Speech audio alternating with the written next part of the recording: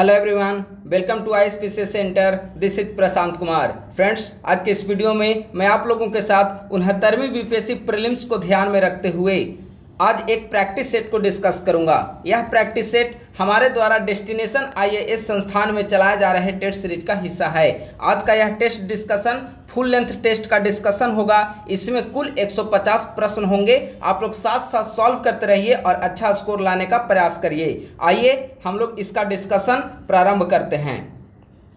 पहला प्रश्न है, हाल ही में भारत ने संयुक्त राष्ट्र में हिंदी भाषा के उपयोग को बढ़ावा देने के लिए कितने राशि के योगदान देने की घोषणा की है? तो इसका आंसर हो जाएगा बी, यानी कि 10 लाख डॉलर। देखिए, हाल ही में भारत ने संयुक्त राष्ट्र संघ में हिंदी भाषा के उपयोग को बढ़ावा देने के लिए 10 लाख डॉलर राशि के योगदान देने की घोषणा की है। तो एक का आंसर हो जाएगा बी। अगला प्रश्न है, हाल ही में देश के कितने जिलों को भारत सरकार के द्वारा भूमि सम्मान कार्यक्रम के तहत प्लेटिनम श्रेणी के पुरस्कार से नवाजा गया है?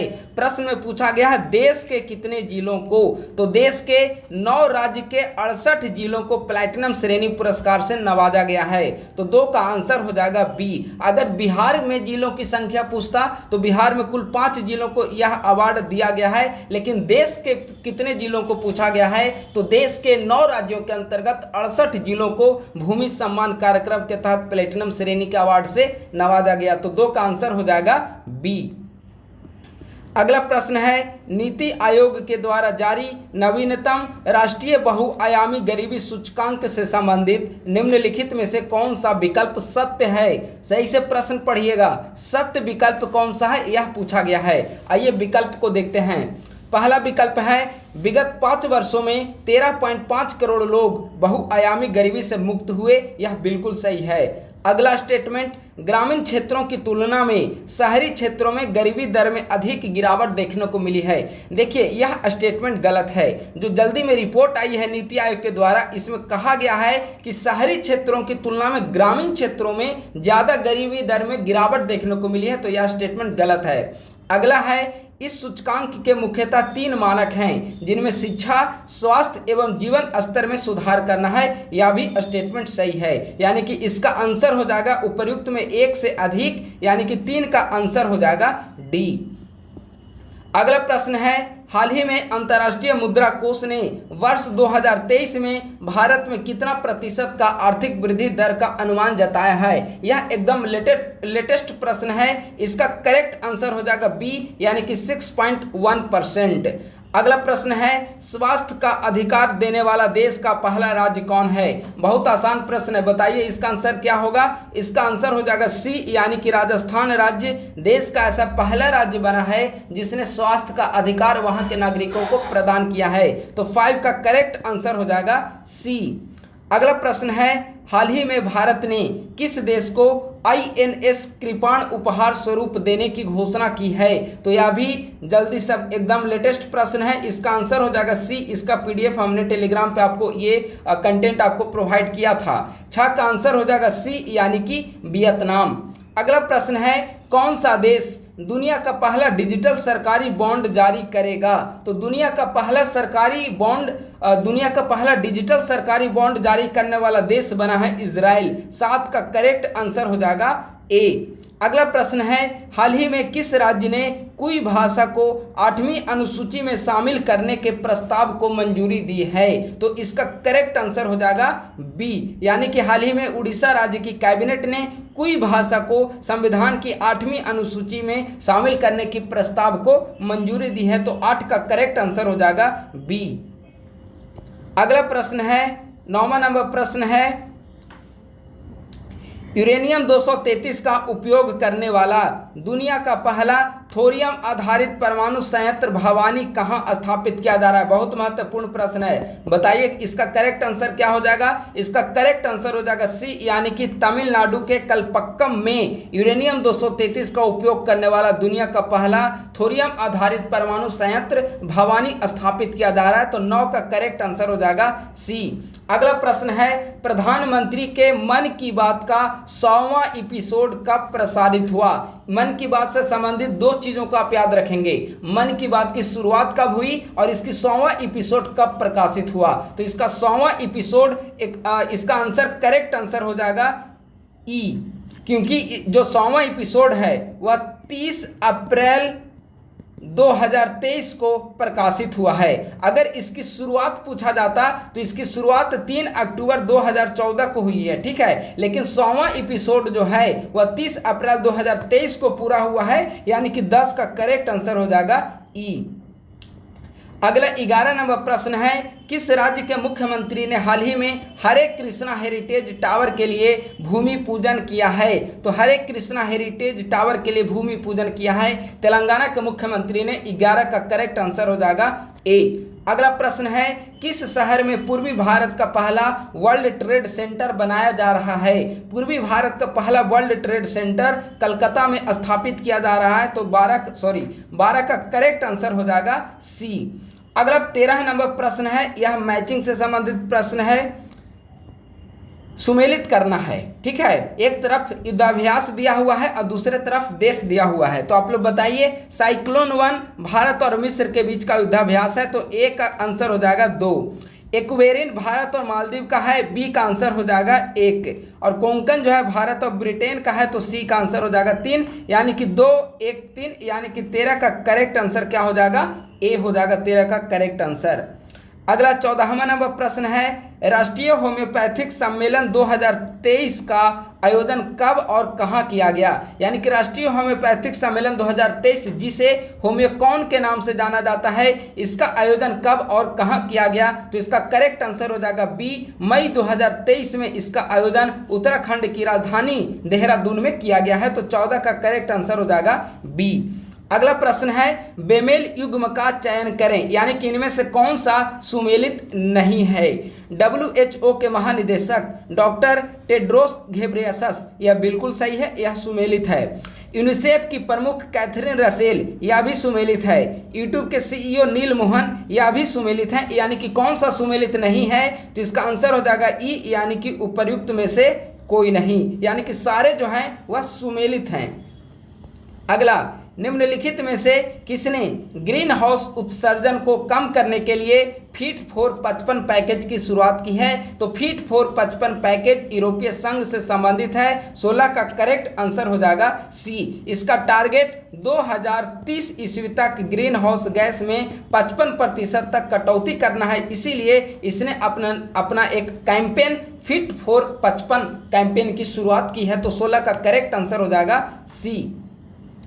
अब 17 नंबर प्रश्न है, किस संस्था ने हाल ही में for all humanity the future of outer space governance शीर्षक से एक संक्षिप्त नीति जारी की है। तो इसका करेक्ट आंसर हो जाएगा ए, यानी कि UN ने हाल ही में for all humanity the future of outer space governance नाम से एक संक्षिप्त पॉलिसी को जारी किया है। तो 17 का करेक्ट आंसर ए।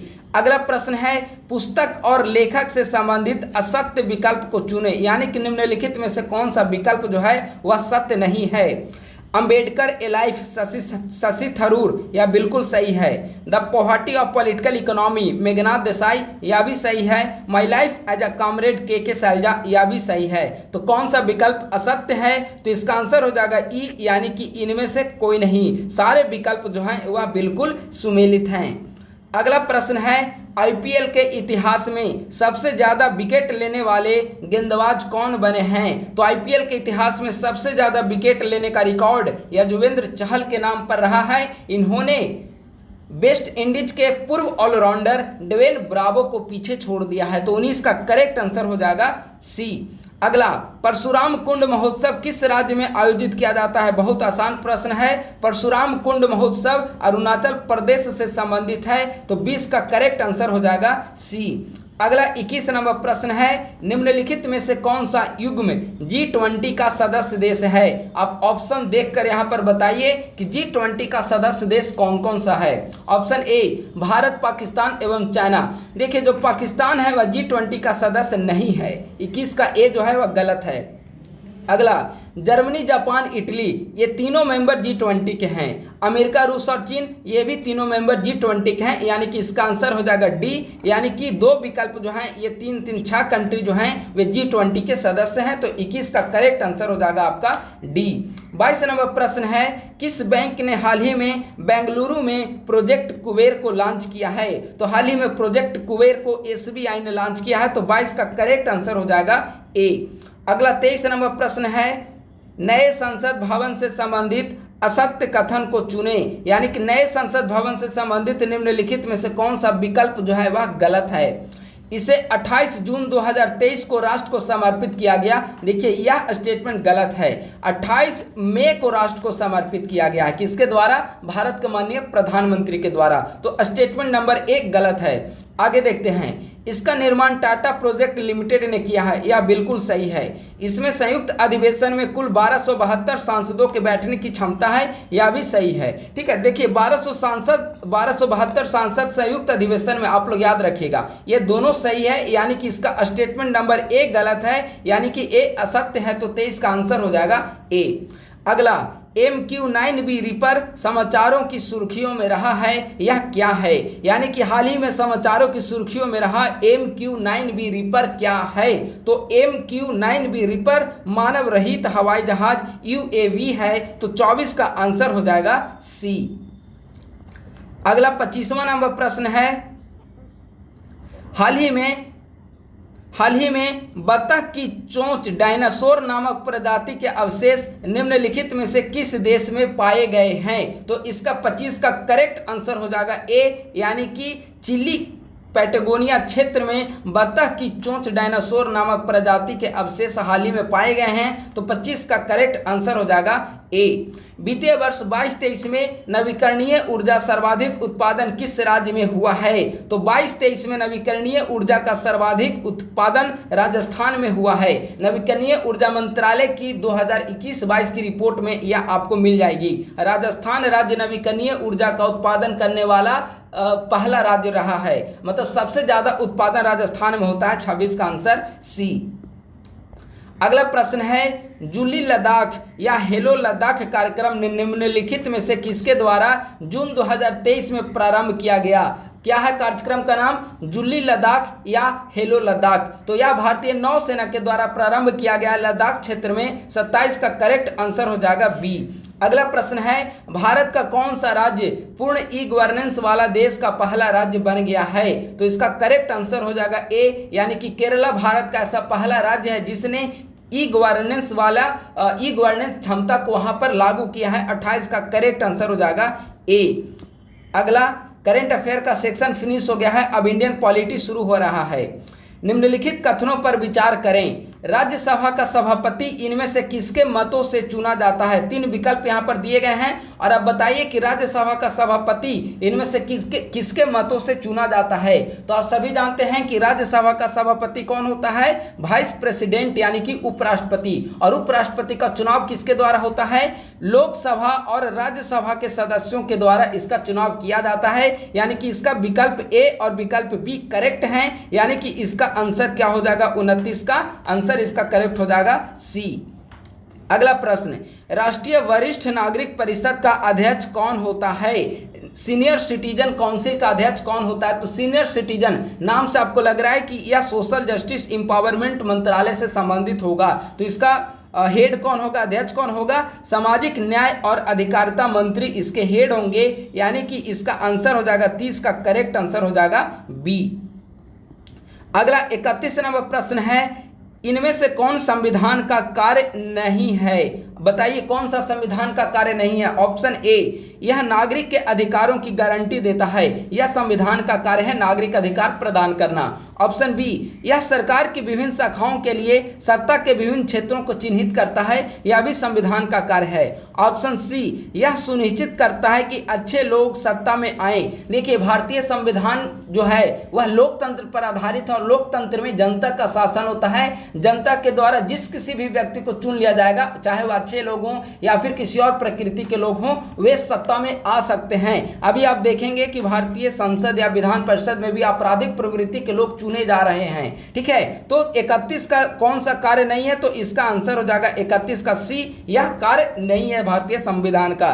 अगला, यदि आप भारत के राष्ट्रपति के रूप में चुने जाते हैं तो आप निम्नलिखित में से कौन सा निर्णय स्वयं ले सकते हैं, यानी कि आपको अगर भारत का राष्ट्रपति बना दिया जाता है तो आप कौन सा निर्णय स्वयं ले पाएंगे। ऑप्शन ए, उस व्यक्ति का चयन जिसे आप प्रधानमंत्री के रूप में पसंद करते हो, यह गलत है। आप प्रधानमंत्री के रूप में पसंद करते हो, उनको पीएम के रूप में आप नहीं चुन सकते। पीएम के रूप में उन्हीं को आप चुन सकते हैं जिनको जो लोकसभा में बहुमत दल का नेता हो। ऑप्शन बी, लोकसभा में बहुमत रखने वाले प्रधानमंत्री को बर्खास्त करना। सामान्यतः आप लोकसभा में बहुमत दल के नेता यानी कि प्रधानमंत्री को आप बर्खास्त नहीं कर सकते, तो यह भी गलत है। ऑप्शन सी, दोनों सदनों द्वारा पारित विधेयक पर पुनर्विचार के लिए कहना हाँ, यह राष्ट्रपति की स्वविवेकी शक्तियां हैं, तो 32 का करेक्ट आंसर हो जाएगा सी। अगला 33 नंबर प्रश्न पर हम लोग यहां पर आते हैं।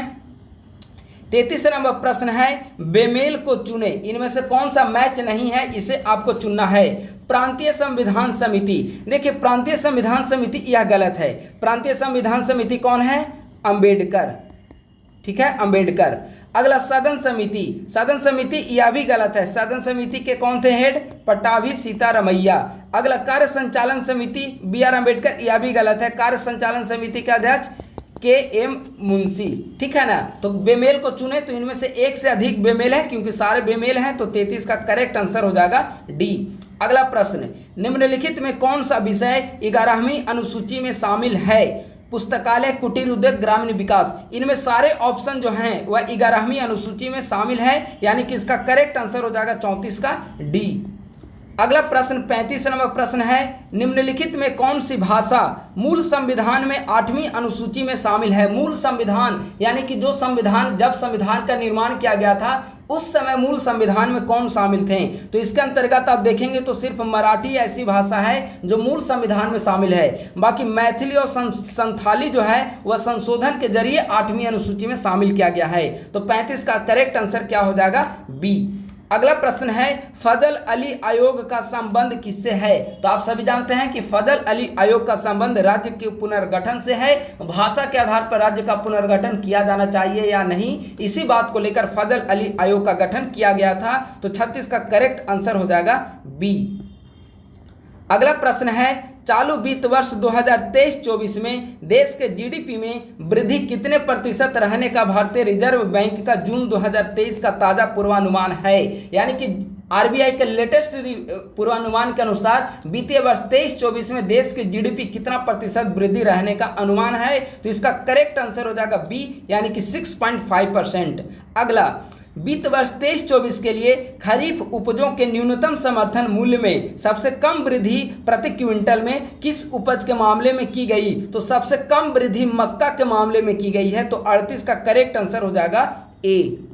अगला प्रश्न है, केंद्रीय बजट 23-24 के तहत सर्वाधिक खर्च निम्नलिखित में से किस योजना पर किए जाने का प्रावधान किया गया है। देखिए, आप केंद्रीय बजट के अनुसार सबसे ज्यादा जो खर्च किए जाएंगे धन, उसका टॉप 3 स्कीम का नाम और मंत्रालय का नाम आपको याद करना होगा। सबसे ज्यादा जो खर्च किया जा रहा है वह प्रधानमंत्री आवास योजना पर, कितना, 79,590 करोड़। दूसरे नंबर पे जो खर्च किया जा रहा है वह जल जीवन मिशन है दूसरे नंबर पे। ठीक है, और तीसरे नंबर पे मनरेगा और पीएम किसान, ये दोनों स्कीम जो है वह तीसरे नंबर पे है। ठीक है, तो सबसे ज्यादा खर्च किए जाने का प्रावधान जो है प्रधानमंत्री आवास योजना, 39 का करेक्ट आंसर हो जाएगा सी। अगला प्रश्न, आर्थिक सर्वेक्षण में किस वर्ष तक भारत को 1 ट्रिलियन अमेरिकी डॉलर का डिजिटल अर्थव्यवस्था बनाने का लक्ष्य रखा गया है। तो 1 ट्रिलियन अमेरिकी डॉलर का डिजिटल अर्थव्यवस्था का लक्ष्य बनाने का टारगेट 2025 तक रखा गया है, तो 40 का करेक्ट आंसर हो जाएगा ए।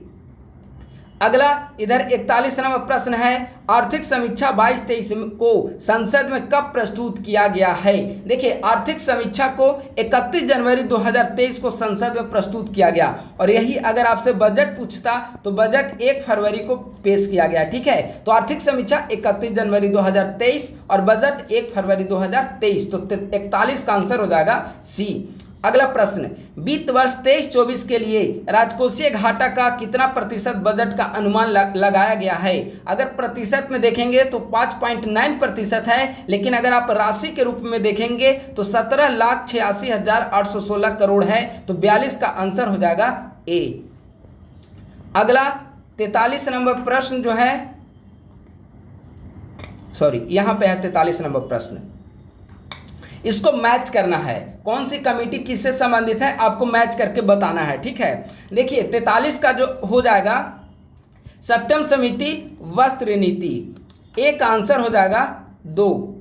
मल्होत्रा समिति बीमा क्षेत्र में सुधार, बी का हो जाएगा 3। गोइपोरिया समिति जो है वह बैंक सेवा सुधार, यानी कि सी का आंसर हो जाएगा 1। और आबिद हुसैन समिति है लघु उद्योग, डी का आंसर हो जाएगा 4। यानी कि 2, 3, 1, 4 यह करेक्ट मैच है, यानी कि 43 का करेक्ट आंसर हो जाएगा सी। अगला 44 नंबर प्रश्न है, सर्वप्रथम सीमांत व्यक्ति की संकल्पना का प्रतिपादन किसने किया है? तो सीमांत व्यक्ति मार्जिनल मैन का कॉन्सेप्ट रॉबर्ट ई पार्क के द्वारा दिया गया है। तो 44 का करेक्ट आंसर हो जाएगा सी।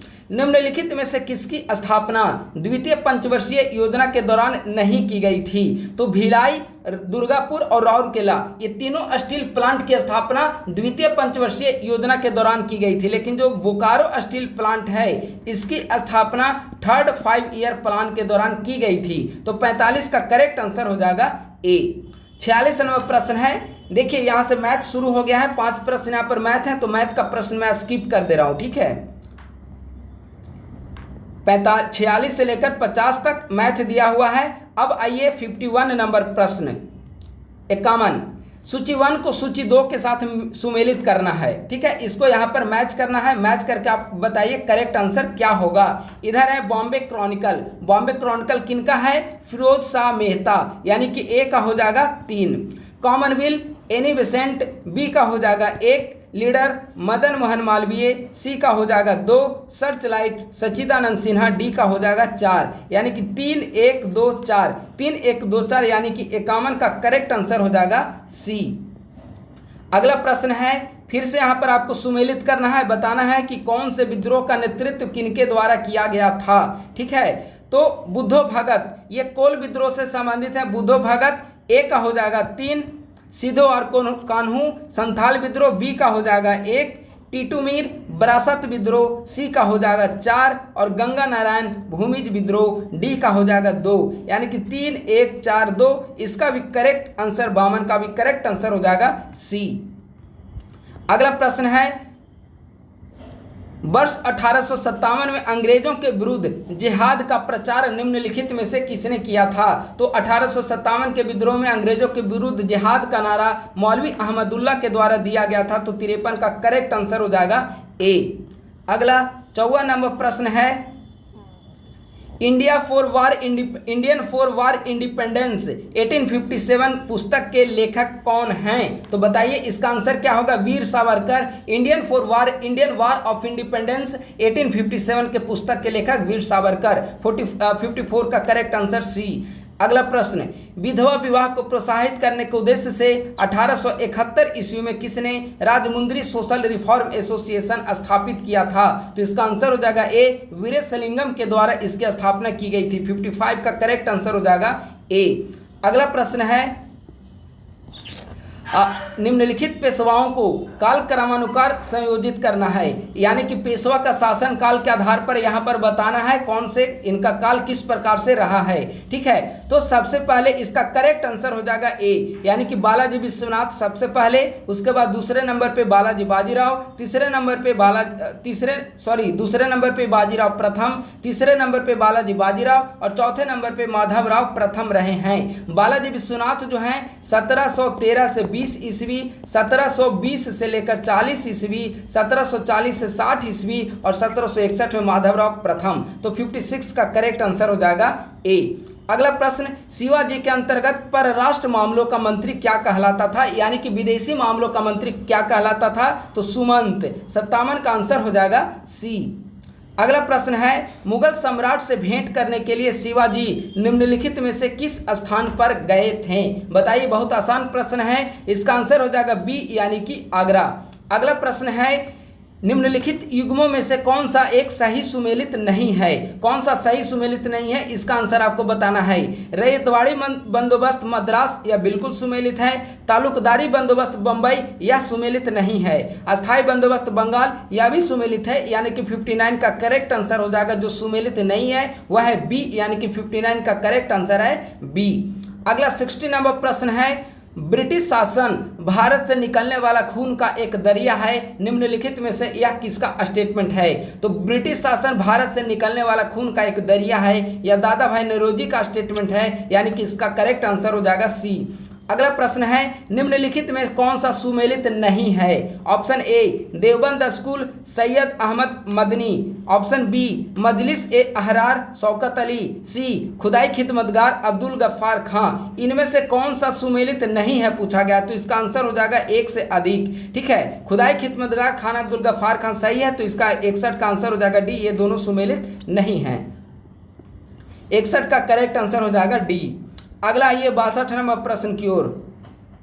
सूची 1 और सूची 2 को यहाँ पर फिर से सुमेलित करना है। आंदोलन और व्यक्ति, किस व्यक्ति का किस आंदोलन से संबंध रहा है ये आपको यहाँ पर बताना है। बाबा राम सिंह बताइए नामधारी आंदोलन, तो एक आंसर हो जाएगा 3। मिर्जा गुलाम अहमद ये है अहमदी आंदोलन, बी का हो जाएगा 4।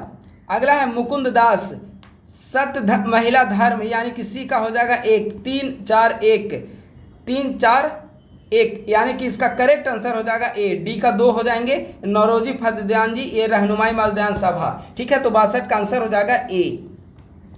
अगला प्रश्न है, वर्ष 1911 में सोशल सर्विस लीग की स्थापना किसके द्वारा की गई थी? तो सोशल सर्विस लीग की स्थापना NM जोशी के द्वारा की गई थी, नारायण मल्हार जोशी के द्वारा। 63 का करेक्ट आंसर बी।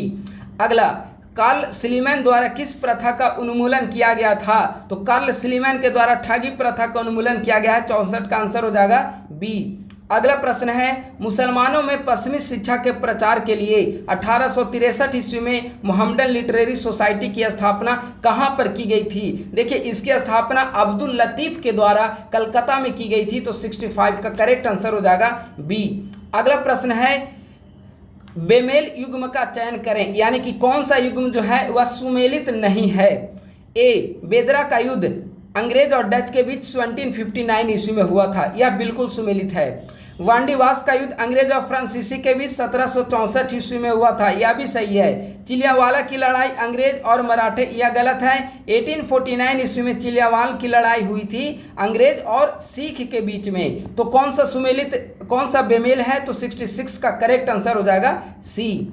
अगला प्रश्न है, महात्मा गांधी जब द्वितीय गोलमेज सम्मेलन के लिए लंदन गए थे तो वे कहाँ पर ठहरे थे? तो उनका जो ठहराव था वह किंग्सवे हॉल में हुआ था। 67 का करेक्ट आंसर हो जाएगा बी। अगला, मेरठ षड्यंत्र केस निम्नलिखित में से किसके विरुद्ध हुआ था? तो मेरठ षड्यंत्र केस का संबंध मजदूर संगठन के नेताओं से था। यह घटना 1929 ईस्वी के कालक्रम से संबंधित है, तो 68 का करेक्ट आंसर हो जाएगा ए। अगला 69 नंबर प्रश्न है, गांधी जी ने असहयोग आंदोलन को किन कारणों से वापस ले लिया था? बताइए। यह तो बहुत आसान प्रश्न है। चौरी चौरा कांड के कारण, जो कि 5 फरवरी 1922 ईस्वी को घटित हुई थी, इसके हिंसक हो जाने के कारण, आंदोलन को हिंसक हो जाने के कारण गांधी जी ने असहयोग आंदोलन को वापस ले लिया था। 69 का करेक्ट आंसर हो जाएगा बी। अगला प्रश्न, निम्नलिखित में से किस अधिनियम के अंतर्गत भारतीय विधान परिषद को बजट पर बहस करने की शक्ति प्राप्त हुई है? तो इसका करेक्ट आंसर हो जाएगा बी, यानी कि भारत परिषद अधिनियम 1892। 70 का आंसर हो जाएगा बी। अगला प्रश्न है, सूची 1 को सूची 2 के साथ यहाँ पर मैच करना है। ठीक है, इकता जो है वह दिल्ली के मुसलमान, ए का आंसर हो जाएगा 2। जागीर जो है वह मुगल, यानी कि बी का हो जाएगा 3। अमरम जो है वह विजयनगर, सी का करेक्ट आंसर हो जाएगा 4। मोकासे मराठे, डी का हो जाएगा 1, यानी कि 2 3 4 1, यानी कि 71 का करेक्ट आंसर हो जाएगा बी। अगला प्रश्न है, निम्नलिखित में से किस राज्य को मुल्क ए खादिम के नाम से जाना जाता था? बताइए। इसका आंसर बी होगा, यानी कि मराठा राज्य को मुल्क ए खादिम के नाम से जाना जाता था। 72 का करेक्ट आंसर हो जाएगा बी। अगला प्रश्न है हम्पी स्थित विरूपाक्ष मंदिर किस देवता को समर्पित है? तो यह शिव देवता को समर्पित है। 73 का आंसर हो जाएगा ए। निम्नलिखित में से किस मुगल शासक की फतेहाबाद में उनके नाम पर एक मस्जिद है? तो यह होगा आंसर हुमायूं के नाम का मस्जिद फतेहाबाद में है। तो 74 का करेक्ट आंसर हो जाएगा बी। अगला प्रश्न है दरबार ए अकबरी निम्नलिखित में से किसकी रचना है? तो दरबार ए अकबरी मोहम्मद हुसैन आज़ाद की रचना है। 75 का करेक्ट आंसर हो जाएगा ए। अगला है 76 नंबर प्रश्न, निम्नलिखित में से किस शासक ने जहाज महल का निर्माण करवाया था? तो इसका आंसर हो जाएगा सी, यानी कि गयासुद्दीन। 76 का आंसर हो जाएगा सी। निम्नलिखित प्राचीन भारतीय अभिलेखों में कौन सा एक खाद्यान्न को देश में संकट काल में उपयोग हेतु सुरक्षित रखने के बारे में प्राचीनतम शाही आदेश है? तो इसका आंसर हो जाएगा ए, सोहगौरा ताम्रपत्र। ठीक है, गोरखपुर जिले में स्थित सोहगौरा ताम्रपत्र अभिलेख खाद्यान्न को देश में संकट काल में उपयोग हेतु सुरक्षित रखने का वर्णन करता है। तो 77 का करेक्ट आंसर हो जाएगा ए।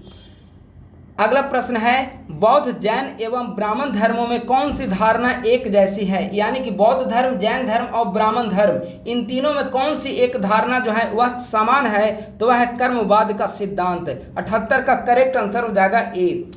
अगला चारुदत्त और वसंत सेना नामक नगर वधु की प्रेम कथा पर आधारित नाटक कौन सी है? तो मृच्छकटिकम, जो कि शूद्रक के द्वारा लिखी गई है। 79 का करेक्ट आंसर हो जाएगा बी। अगला प्रश्न धरनीकोटा किस प्राचीन वंश से संबंधित था? तो धरनीकोटा का संबंध सातवाहन वंश से संबंधित रहा है और एक समय सातवाहनों की राजधानी धरनीकोटा में हुआ करती थी। तो 80 का करेक्ट आंसर हो जाएगा बी। अगला प्रश्न है सवर्ण अवज्ञा आंदोलन के दौरान बिहार में तारापुर गोलीकांड की घटना कब हुई थी? बहुत महत्वपूर्ण प्रश्न है। बिहार में तारापुर गोलीकांड की घटना कब घटित हुई थी? इसका आंसर हो जाएगा ए, यानी कि 15 फरवरी 1932 ईस्वी को। और हाल ही में बिहार सरकार के द्वारा इस पर एक दिवस मनाए जाने की भी घोषणा संभवतः पिछले वर्ष की गई है। अगला स्वतंत्रता आंदोलन के दौरान बिहार में स्वर्ण संघ नामक संस्था की स्थापना कहां पर की गई थी? तो इसकी स्थापना देवघर में की गई थी। 82 का करेक्ट आंसर हो जाएगा सी। अगला प्रश्न मुजफ्फरपुर बम कांड को निम्नलिखित में से किसने अंजाम दिया था? तो मुजफ्फरपुर बम कांड को खुदीराम बोस और प्रफुल्ल चाकी इन दोनों के द्वारा अंजाम दिया गया था। तो इसका आंसर हो जाएगा एक से अधिक, यानी कि 83 का आंसर हो जाएगा डी। अगला 84 नंबर प्रश्न है कलकत्ता उच्च न्यायालय में न्यायाधीश नियुक्त होने वाले पहले बिहारी कौन थे? तो कलकत्ता उच्च न्यायालय में नियुक्त होने वाले पहले बिहारी फर्रुखुद्दीन थे। 84 का करेक्ट आंसर हो जाएगा ए। अगला चंपारण आंदोलन के समय बिहार का उपराज्यपाल कौन था? तो चंपारण आंदोलन के दौरान बिहार का उपराज्यपाल अल्बर्ट गेट था। 85 का करेक्ट आंसर हो जाएगा बी। अगला प्रश्न स्वामी विद्यानंद का संबंध निम्नलिखित में से किससे रहा है? तो आप सभी जानते हैं स्वामी विद्यानंद बिहार के किसान आंदोलन से संबंधित रहे। 86 का करेक्ट आंसर हो जाएगा बी। अगला प्रश्न है गांधी जी को चंपारण आमंत्रित करने वाले राजकुमार शुक्ल किस गांव के निवासी थे? तो रामचंद्र शुक्ल जो हैं वह मुरली भैरहवा के निवासी हैं। 87 का करेक्ट आंसर हो जाएगा ए। अगला प्रश्न है ढेलाबाग जल विद्युत परियोजना बिहार के किस जिले में स्थित है? तो ढेलाबाग जल विद्युत परियोजना बिहार के रोहतास जिले में स्थित है। 88 का करेक्ट आंसर हो जाएगा बी।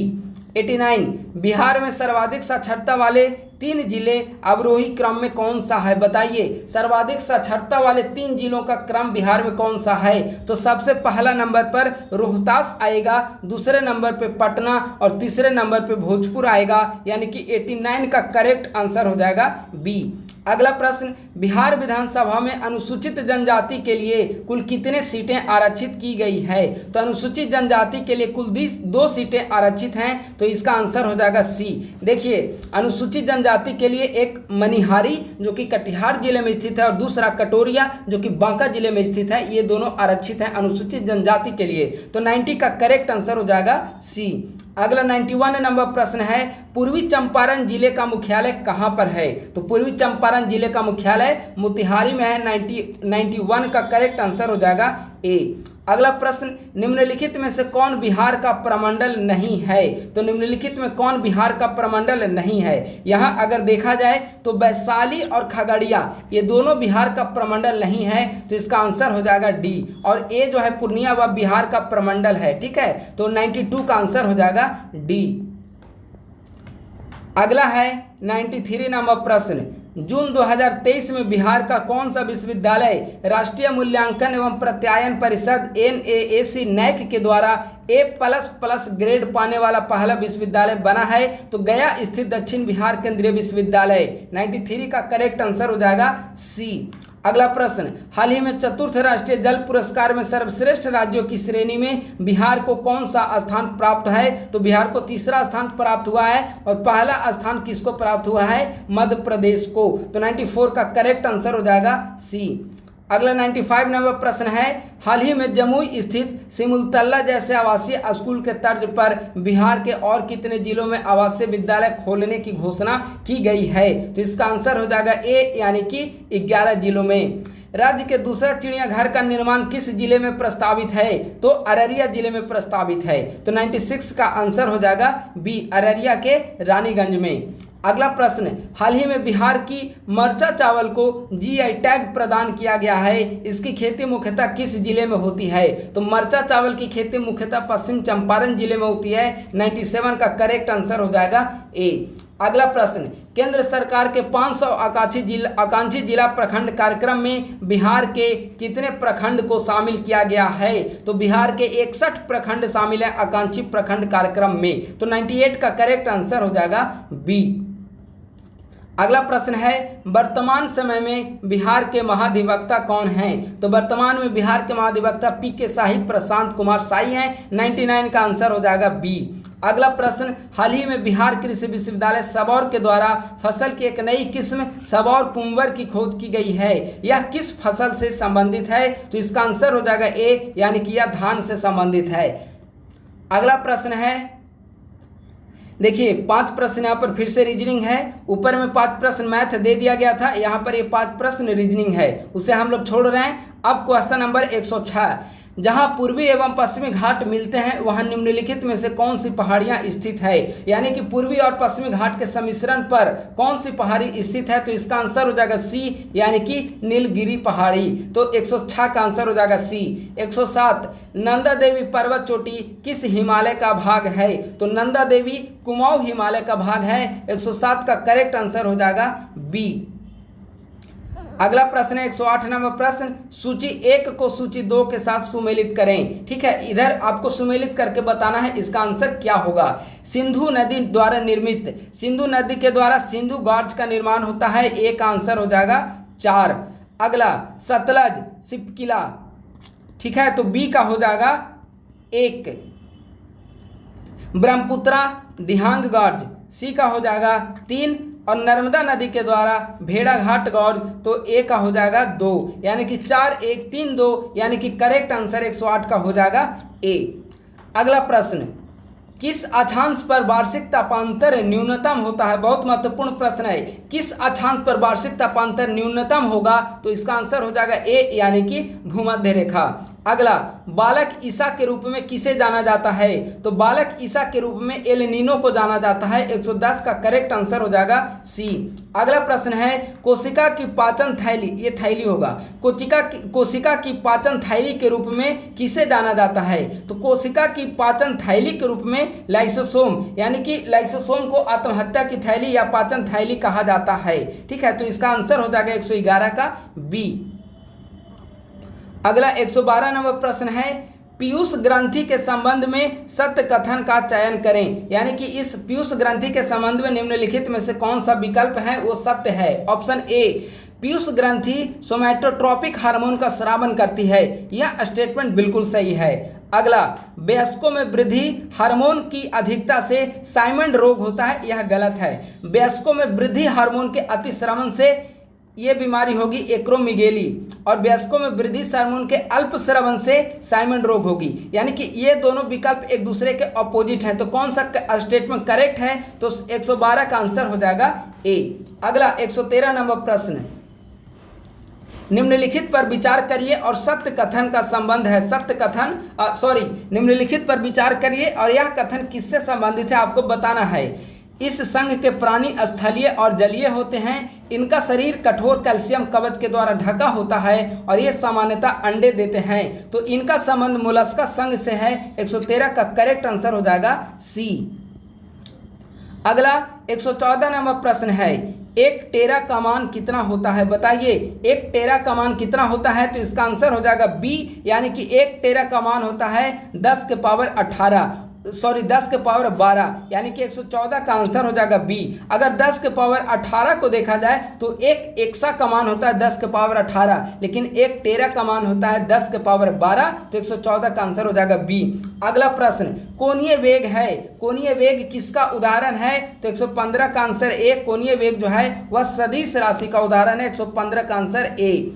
अगला, गति के प्रथम नियम का उदाहरण है। जो गति का प्रथम नियम है वह, इसका उदाहरण बी और सी दोनों है। आप लोग इसे देखिए, इसका उदाहरण बी और सी दोनों है, यानी कि 116 का करेक्ट आंसर हो जाएगा डी। लेकिन ऑप्शन ए जो है नदी में नाव का चलना, यह गति का प्रथम नियम नहीं बल्कि गति के तीसरे नियम का उदाहरण है। तो 116 का आंसर हो जाएगा डी।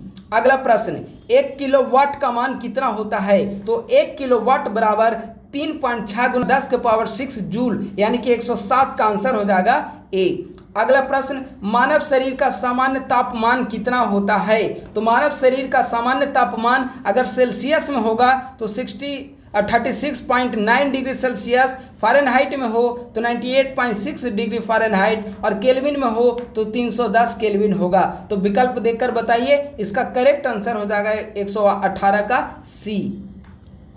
119, पराश्रव तरंगों का उपयोग किया जाता है, यानी कि निम्न में से किन संदर्भों में पराश्रव तरंग का प्रयोग किया जाता है। ऑप्शन ए, छिपी वस्तुओं की खोज करने में, बिल्कुल सही है। ऑप्शन बी, स्वचालित दरवाजा को नियंत्रित करने में, यह भी सही है। और ऑप्शन सी, समुद्र की गहराई मापने में, यह भी सही है। यानी कि इसका आंसर हो जाएगा सी। 1, 2 और 3 तीनों स्टेटमेंट करेक्ट हैं। अगला 120 नंबर प्रश्न, सूची 1 को सूची 2 के साथ यहाँ पर मैच करना है। ठीक है, सूची 1 को सूची 2 के साथ मैच करना है। सूर्योदय के समय सूर्य का लाल दिखाई पड़ना, ये प्रकाश के प्रकीर्णन के कारण होता है, तो ए का हो जाएगा 2। अगला, मृग मरीचिका का बढ़ना पूर्ण आंतरिक परावर्तन के कारण होता है, तो बी का हो जाएगा 4। दरवाजे की झिर्री में आने वाले प्रकाश का फैलना प्रकाश के विवर्तन का उदाहरण है, यानी कि सी का हो जाएगा 3। और तारों का टिमटिमाना प्रकाश के अपवर्तन के कारण होता है, यानी कि डी का हो जाएगा 1। यानी कि 2, 4, 3, 1, यानी कि ऑप्शन ए इज करेक्ट। 120 का आंसर हो जाएगा ए।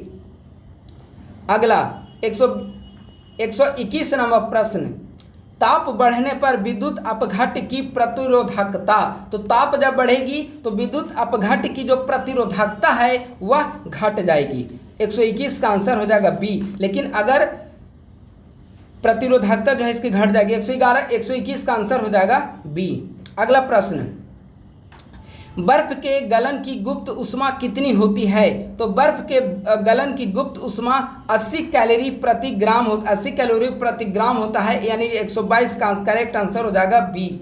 अगला प्रश्न है, यदि किसी वस्तु को अवतल लेंस के अनंत तथा लेंस के प्रकाशिक 0 डिग्री केंद्र के बीच रखा जाता है तो प्रतिबिंब का आकार क्या होगा, तो उसका प्रतिबिंब का आकार छोटा होगा। 123 का आंसर हो जाएगा ए। अगला 124 नंबर प्रश्न है, खिड़की का कांच साफ करने में किसका उपयोग किया जाता है, तो खिड़की के कांच को साफ करने के लिए अमोनियम हाइड्रोक्साइड का प्रयोग किया जाता है, तो इसका आंसर हो जाएगा सी। अगला 125 नंबर प्रश्न है, यहाँ पे भी आपको सुमेलित करना है। क्रायोलाइट, तो देखिए इसका सुमेलित जो है क्रायोलाइट, यह हो जाएगा आपका एल्यूमिनियम, ए का हो जाएगा 3। सिरुराइट या सीसा, बी का हो जाएगा 1। कैल्सोसाइट, यह हो जाएगा तांबा, सी का 2। और मैग्नेटाइट, यह हो जाएगा लोहा, यानी कि डी का 4। 3, 1, 2, 4, यानी कि स्टेटमेंट सी इज करेक्ट। 125 का हो जाएगा सी। अगला 126 नंबर प्रश्न, प्रिज्म बनाने में किस कांच का प्रयोग किया जाता है, तो प्रिज्म बनाने के लिए इसका आंसर जो हो जाएगा, तीनों इसका आंसर हो जाएगा। प्रिज्म बनाने के लिए किस कांच का प्रयोग किया जाता है, यहाँ ऑप्शन ही नहीं है, इसका आंसर हो जाएगा ई, क्योंकि प्रिज्म बनाने के लिए फ्लिंट कांच का प्रयोग किया जाता है। फ्लिंट कांच। तो इसका आंसर क्या हो जाएगा? ई, यानी कि उपर्युक्त में से कोई नहीं। अगला 127, कथन ए, तापमान में वृद्धि के साथ ग्लिसरीन की श्यानता बढ़ जाती है। कथन आर, तापमान में वृद्धि अणुओं की गति ऊर्जा को बढ़ा देती है। अब बताइए क्या होगा? तो ए जो ऑप्शन है वह गलत है, किंतु आर जो है वह सही है। तो इसका आंसर हो जाएगा 127 का बी।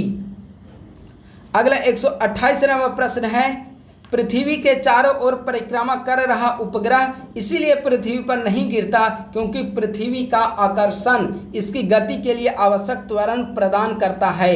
128 का आंसर हो जाएगा ए। 129 नंबर प्रश्न, नदियों में जल प्रदूषण की माप की जाती है। बताइए नदियों में जल प्रदूषित है या नहीं, इसकी माप कैसे करेंगे? तो नदियों के जल में ऑक्सीजन की मात्रा कितनी घुली हुई है, इससे प्रदूषण की मात्रा का माप की जांच की जाती है। तो 129 का करेक्ट आंसर हो जाएगा बी। अगला 130 नंबर प्रश्न है, जब चींटियां काटती है तो अंतःक्षेपित कौन से अम्ल को करती है? तो बहुत आसान प्रश्न है, चींटियां फार्मिक अम्ल को अंतःक्षेपित करेगी। तो 130 का आंसर हो जाएगा सी। अगला प्रश्न, कोशिका का रसोई घर किसे कहा जाता है? तो कोशिका का रसोई घर क्लोरोप्लास्ट या हरित लवक को कहा जाता है। यहाँ पर विकल्प में नहीं है, तो 131 का आंसर हो जाएगा ई। 132, सेरोटोनिन हार्मोन उत्सर्जित होता है। तो सेरोटोनिन हार्मोन पीनियल ग्रंथि के द्वारा उत्सर्जित होता है। 132 का करेक्ट आंसर हो जाएगा बी। 133, इथिलीन के संबंध में सत्य कथन का चयन करें। इथिलीन के संबंध में कौन सा कथन सत्य है? यह गैसीय अवस्था में पाया जाता है। यह स्टेटमेंट जो है वह सही है।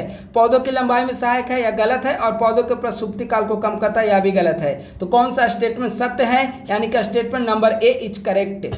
बरगद का वृक्ष उदाहरण है। बरगद का वृक्ष किसका उदाहरण है? तो बरगद का वृक्ष जो है वह स्तंभ मूल का उदाहरण है। ठीक है, अगर आरोही मूल को देखा जाए तो पान का पत्ता जो है वह आरोही मूल का उदाहरण होगा, और मक्का और गन्ना जो है वह अब स्तंभ मूल का उदाहरण होगा। लेकिन बरगद का वृक्ष स्तंभ मूल का उदाहरण है। 134 का करेक्ट आंसर हो जाएगा आपका सी। 135, अखिल भारतीय आयुर्वेद संस्थान की स्थापना कहाँ की गई है? तो 135 का आंसर हो जाएगा ए, यानी कि नई दिल्ली में अखिल भारतीय आयुर्वेद संस्थान की स्थापना की गई है।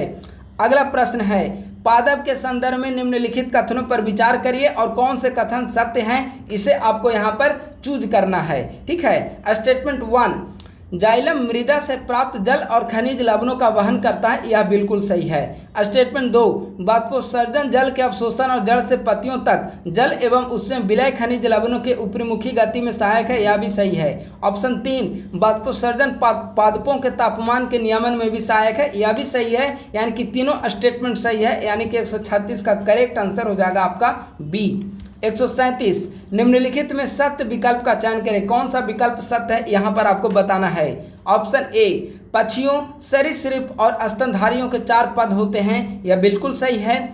जीवों में किसी अंग की आकृति में समानता होने का एक कारण आनुवंशिकता भी है, यह भी सही है। घोंघे में लिंग का निर्धारण केवल आनुवंशिक होता है, यह गलत है। घोंघे में लिंग का निर्माण जो है वह टेम्परेचर के आधार पर लिंग का निर्धारण होता है। तो ऑप्शन सी इनकरेक्ट है, यानी कि कौन सा स्टेटमेंट सही है? तो option A and option B is correct, hence the answer correct is D. अगला, धोने का सोडा का रासायनिक नाम क्या है? धोवन सोडे का रासायनिक नाम बताइए। धोवन सोडे का रासायनिक नाम क्या है? सोडियम कार्बोनेट धोवन सोडा का रासायनिक नाम है, और सोडियम बाइकार्बोनेट खाने वाले सोडे का रासायनिक नाम है। तो 138 का करेक्ट आंसर हो जाएगा सी। 139, पानी का शुद्धतम रूप क्या है? तो 139 का आंसर हो जाएगा ए, यानी कि आश्रित जल। 140, यूकैरियोटिक कोशिका में प्लाज्मा झिल्ली किसकी बनी होती है? तो यूकैरियोटिक कोशिका में प्लाज्मा झिल्ली फास्फोलिपिड और प्रोटीन की बनी होती है। 140 का करेक्ट आंसर हो जाएगा सी।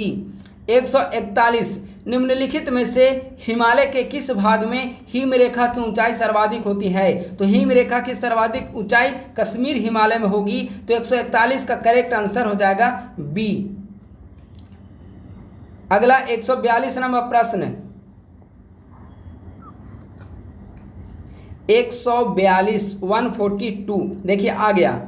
उष्णकटिबंधीय पर्णपाती वन के संदर्भ में निम्नलिखित कथनों पर विचार करिए। उष्णकटिबंधीय पर्णपाती वन के संबंध में कौन से स्टेटमेंट सत्य है, ये आपको बताना है। आइए, ये भारत के सर्वाधिक क्षेत्रफल पर विस्तृत हैं, यह बिल्कुल सही है। उन्हें मानसूनी वन के नाम से जाना जाता है, यह भी सही है। और उसके लिए 200 सेंटीमीटर से अधिक वर्षा की आवश्यकता होती है, यह गलत है। बल्कि इसके लिए 70 से 200 सेंटीमीटर वर्षा की आवश्यकता होती है, यानी कि ऑप्शन 1 और 2 करेक्ट है, यानी कि इसका आंसर हो जाएगा ए।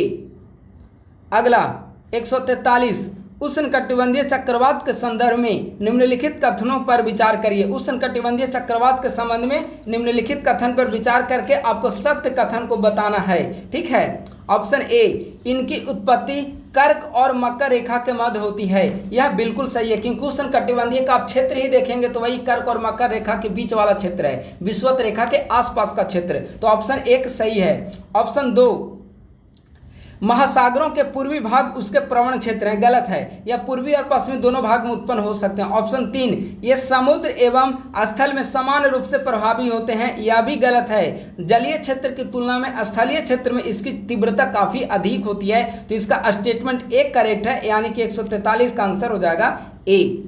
अगला 144, भारत में मानसून की उत्पत्ति के लिए जिम्मेदार पवनें कौन सी हैं? तो मानसून की उत्पत्ति के लिए उष्णकटिबंधीय पूर्वी जेट पवनें ज़्यादा जिम्मेवार हैं, 144 का करेक्ट आंसर हो जाएगा सी। अगला, निम्नलिखित में से कौन सा देश काकेकस राज्य नहीं है? काकेकस राज्य के अंतर्गत कौन सा देश नहीं आता? सबसे पहले यह देख लीजिए कि काकेकस राज्य का उदाहरण कौन सा है। आर्मेनिया, अजरबैजान और जॉर्जिया। शॉर्ट में आप याद रखिए AJ, अजरबैजान, आर्मेनिया और जॉर्जिया, ये 3 जो है वह काकेकस कंट्री है। तो इसका आंसर हो जाएगा सी, यानी कि किर्गिस्तान काकेकस राज्य नहीं है। 145 का करेक्ट आंसर सी। अगला 146 नंबर, निम्नलिखित में कौन सा युग्म सुमेलित नहीं है? कौन सा युग्म सुमेलित नहीं है वह आपको बताना है। ऑप्शन ए, जलोढ़ मृदा पोटास एवं चूना, बिल्कुल सही है। लाल मृदा नाइट्रोजन एवं ह्यूमस की प्रचुरता, यह गलत है। इसमें इसकी कमी पाई जाती है, कमी होती है नाइट्रोजन और ह्यूमस की। लैटेराइट मृदा लौह एवं एल्युमिनियम, यह भी सही है। तो 146 का आंसर हो जाएगा बी। अगला 147, निम्नलिखित में से किसे डॉक्टर पवन के नाम से जाना जाता है? तो हरमट्टान को डॉक्टर पवन कहा जाता है। तो 147 का आंसर हो जाएगा ए। 148, डोल्ड्रम पेटी का क्षेत्र कितने डिग्री अक्षांश के मध्य होता है? तो डोल्ड्रम पेटी का जो क्षेत्र है वह 0 से 10 डिग्री अक्षांश के मध्य होता है। तो 148 का आंसर हो जाएगा बी। अगला प्रश्न है, उद्योग की रोटी किसे कहा जाता है? तो बहुत आसान प्रश्न है, उद्योग की रोटी कोयला को कहा जाता है। 149 का आंसर हो जाएगा सी। अगला और आज का टेस्ट सीरीज का हमारा लास्ट प्रश्न है, निम्नलिखित फसलों पर विचार करिए, उपर्युक्त में खरीफ फसल कौन सी है? तो इनमें कौन सा खरीफ फसल है? ए, कपास, बिल्कुल सही है। बी, मूंगफली, यह भी सही है। सी, मक्का, यह भी सही है। यानी कि ये तीनों फसल जो है वह खरीफ है, और सरसों जो है वह खरीफ फसल का उदाहरण नहीं है। तो 150 का करेक्ट आंसर हो जाएगा बी। तो दोस्तों, इस प्रकार से आज के इस वीडियो में हमने 69वीं बीपीएससी प्रीलिम्स परीक्षा को ध्यान में रखते हुए डेस्टिनेशन आईएएस का एक टेस्ट सीरीज को सॉल्व किया है। इसमें कुल जीएस से संबंधित 150 प्रश्न हैं। उम्मीद है कि हमारी यह वीडियो आपको पसंद आई होगी और आज के टेस्ट सीरीज में आपने काफी बेहतर स्कोर किया होगा। थैंक यू सो मच, बहुत बहुत धन्यवाद।